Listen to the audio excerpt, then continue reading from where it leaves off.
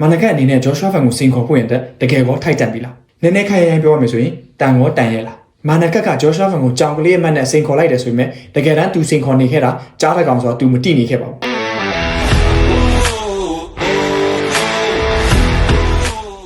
မာနကတ်ကတော့ Brandon Rival ကို TKO နဲ့အနိုင်ရပြီးကလေးကအ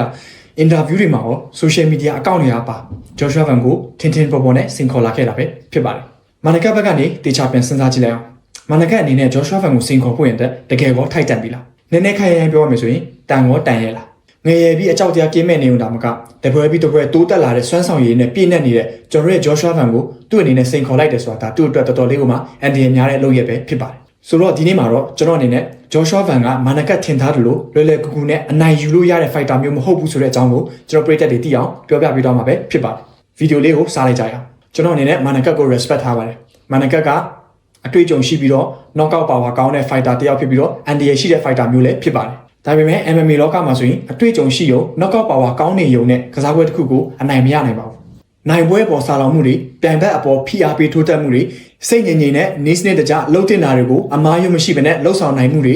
ပြီးတော့ပြန်ဘက်ရဲ့အားနည်းချက်တွေကိုရှာဖွေသုံးသပ်ပြီးတော့အကောင်းဆုံးအသုံးချနိုင်မှုတွေစတာတွေကပဲပြန်ပွဲတစ်ခုကိုအနိုင်ရရှိစေမှာဖြစ်ပါတယ်အခုချိန်မှာဆိုရင်အပေါ်ကအချက်လက်တွေအကုန်လုံးကကျွန်တော်တို့ Joshua Van မှာပြည့်စုံနေပါတယ်ကျွန်တော်တို့ Joshua Van ကမာနကတ်လောက် knockout power မရှိဘူးဆိုတာလက်ခံပေမဲ့သူ့အနေနဲ့ all rounder fighter တယောက်ဖြစ်ပါတယ်ဆိုလိုချင်တာကအားလုံးပြည့်စုံတဲ့ fighter တယောက်ဖြစ်ပါတယ်မာနကတ်က Joshua Van ကိုကြောင်ကလေးအမှတ်နဲ့စင်ခေါ်လိုက်တယ်ဆိုပေမဲ့တကယ်တမ်းသူစင်ခေါ်နေခဲ့တာကြားတဲ့ကောင်ဆိုတော့သူမတိနေခဲ့ပါဘူးဆိုတော့အဓိကအပိုင်းကိုတွားလိုက်ကြအောင်မာနကတ်က Joshua Van ကိုဘာလို့စင်ခေါ်ရလဲအယိုးရှင်းဆုံးပြောရမယ်ဆိုရင်တော့ flyweight တန်းရဲ့ champion ကပတ်ကိုရချင်လို့ပဲဖြစ်ပါတယ်ဘာလို့လဲဆိုတော့ weight တန်းတစ်ခုခုရဲ့ champion ကပတ်ဆိုတာက fighter တိုင်းရဲ့ရည်မှန်းချက် fighter တိုင်းရဲ့အိမ်မက်ပဲဖြစ်ပါတယ်ဒါအပြင် Joshua Van လုပ်ပြခဲ့တဲ့အရာတွေက UFC ကတခြား weight တန်းက fighter ကြီးတွေ champion ကြီးတွေတော့မှမလုပ်ပြနိုင်ခဲ့တဲ့အရာတွေဖြစ်ပါတယ် Joshua Van ကသူ့ရဲ့ professional fighter ဘဝကို2021ကနေစတင်ခဲ့ပြီးတော့ professional fighter တက်တန်း9နှစ်ကြာမှာပဲ champion ဆိုတဲ့ဂုဏ်ပုဒ်ကိုတင်ပိုက်နိုင်ခဲ့တာပဲဖြစ်ပါတယ် Van အနေနဲ့ UFC မှာစထိုးခဲ့တဲ့သူ့ထက်အတွေ့အကြုံကောင်းပြီးတော့ဝါရင့်တဲ့ fighter တွေနဲ့ရှင်ပြိုင်ထိုးတက်ခဲ့ရတယ်ဆိုပေမဲ့သူ့အနေနဲ့ဒီ fighter တွေအားလုံးကိုကောင်းကောင်းကြီးကင်တွယ်ပြီးတော့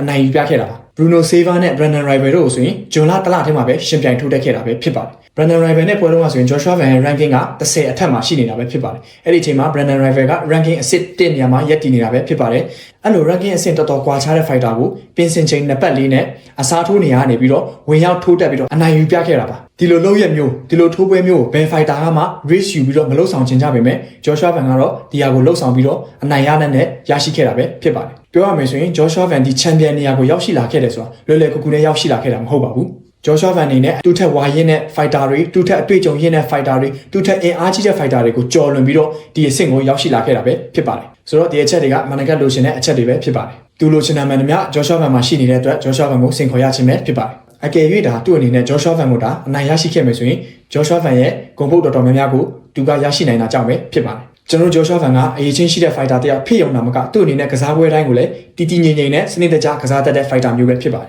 ပြီးတော့ပွဲချိန်တိုင်းမှာလည်းအနောက်ကိုဘယ်တော့မှမဆုတ်ဘဲနဲ့ပြိုင်ဘက်ကိုအမြဲတမ်းဖိအားပေးပြီးထိုးတက်တဲ့ကစားသမားတယောက်ဖြစ်ပါတယ်ပွဲရဲ့အချီတိုင်းမိနစ်တိုင်းမှာ Joshua Van ရဲ့လက်တီးတွေကပြိုင်ဘက်ရဲ့မျက်နှာပေါ်မှာပဲရောက်ရှိနေတတ်ပါတယ်တကယ်လို့ဒါ fighter တယောက်က Joshua Van နဲ့ထိုးတက်ချင်တယ်လား Joshua Van ကအမြဲတမ်းအဆင်သင့်ဖြစ်နေတာပဲဖြစ်ပါတယ်ပြီးတော့ကြီးမားကြမ်းတမ်းတဲ့ထိုးတက်ပွဲတွေကိုထိုးတက်ချင်တယ်လား Joshua Van ကအဲ့အတွက်ပြုလုပ်ထားတဲ့စိတ်ယူကြီးတရုပ်လိုပါပဲမာနကတ်စီမှာပင်းထန်တဲ့ knockout power ရှိတယ်ဆိုတာမငင်းနိုင်ဘူးဆိုပေမဲ့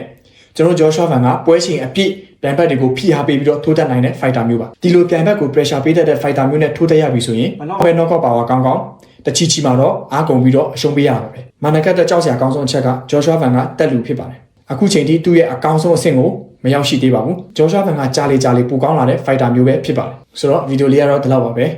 ဲဒီဗီဒီယိုမှာကျွန်တော်အနေနဲ့ကျွန်တော်ရဲ့အချက်တော် Joshua Van ဘက်ကနေကြွယ်ပြခဲ့တာပဲဖြစ်ပါတယ်ကျွန်တော်ပရိသတ်တွေအနေနဲ့လည်းအကယ်၍တော့ Joshua Van နဲ့မာနကတ်တို့ရှင်ပြိုင်ထိုးတက်ခဲ့မယ်ဆိုရင်ဘယ် fighter ကအနိုင်ရနိုင်မလဲဆိုတာကို comment လေးမှာရေးသွားလို့ရတယ်လို့ပြောဆိုရင်းနဲ့ဗီဒီယိုလေးကိုဆုံးသက်ပါရစေအဆုံးထိကြည့်ပေးတဲ့အတွက်အားလုံးကိုထူးပဲကျေးဇူးတင်ပါတယ်နောက်ဗီဒီယိုမှာပြန်လည်ဆုံတွေ့ကြမယ်